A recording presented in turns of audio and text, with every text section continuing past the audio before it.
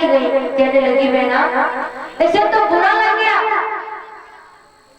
देख ला कैसे मोटर चली आएगा। आज जैसे ही आगे की ओर मैया आगे की ओर चल देती है तो आज सामने मैया आ रही थी। जैसे ही मैया की ओर सती ने न्यारा है तो आज नेत्रों में आंसुओं की धारा बहने लगी, क्योंकि एक बेटी के लिए माँ की ममता क्या होती है एक बेटी जानती है। आज मैया ने जैसे ही सती को न्यारा है, सती आज मैया की छाती से लिपट गई और कलेजे से लिपट करके रोने लगी। आज कहने लगी मैया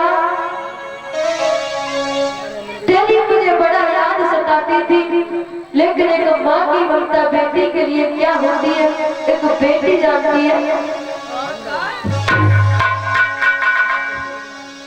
तू कितनी भोली है, कितनी प्यारी है, प्यारी प्यारी है हो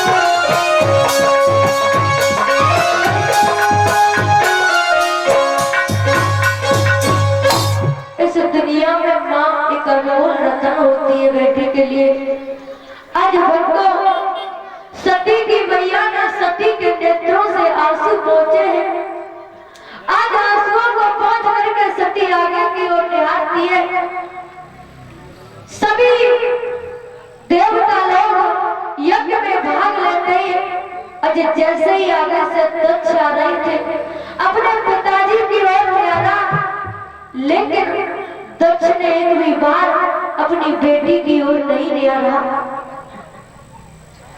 सभी देवगण उस यज्ञ में भाग लेते हैं, लेकिन कई भोले बाबा का आयोजन नहीं है।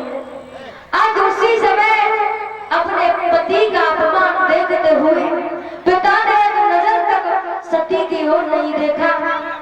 आज उसी जो पीछे बैठी है पति के अपमान की वजह से जाकर के सती कहने लगी, पिता ये तेरा घमंड, तूने मेरे पति का अपमान किया, तेरा यज्ञ पूर्ण नहीं होने दूंगी। जाकर के सती उसी यज्ञ कुंड में जाकर के और कूद जाती है। उसी समय जैसे ही सती यज्ञ कुंड में कूदती है, आज सभी देवों में त्राईमाम मचने लगा है। आज सती मैया ने जैसे यज्ञ कुंड में कूदी है, तो आज उसी समय जब भोले बाबा को यह खबर मिली है तो सती मैया यज्ञ कुंड में कूद जाती है। भोले बाबा ने अपनी जटा से और एक जटा को खींचा और झट से जमीन पर मारा तो एक राक्षस पैदा हुआ है। वीरभद्र नाम का एक दैत्य पैदा हुआ है। जाकर के उस यज्ञ को विध्वंस कराता है। आज इधर भक्तों जैसे ही उस यज्ञ को विध्वंस कराता है तो सभी देव घबराने लगते हैं। उसी समय भोले बाबा के पास में जाते हैं। भोले बाबा ने क्रोध में आकर के और उस दक्ष का सर काट करके उसी यज्ञ कुंड में जला दिया।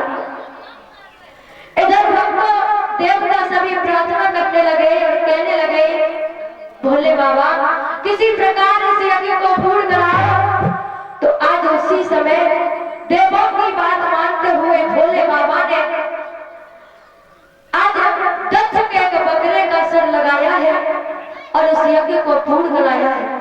बोले गोविंद भगवान की। लेकिन भक्तों जब सती ने प्राण त्यागे थे भोले बाबा का ध्यान मगर होकर के ध्यान किया ना भोले बाबा से मांगा था, भोले बाबा मैं अपने शरीर को त्याग तो रही हूँ, लेकिन जब भी मैं जन्म लूं तो फिर से मैं तुम्हें ही पति चुनूं और मेरा विवाह तुम्हारे ही साथ में हो। वही सती मैया ने जन्म हेमांचल पर्वत पर हेमांचल की जो पत्नी थी मैना उसके गर्भ से जन्म लिया है। बोलिए सतगुरुदेव भगवान की। सभी भक्त तालियों के साथ में 2 लाख का संकीर्तन उसके आगे बढ़ाई।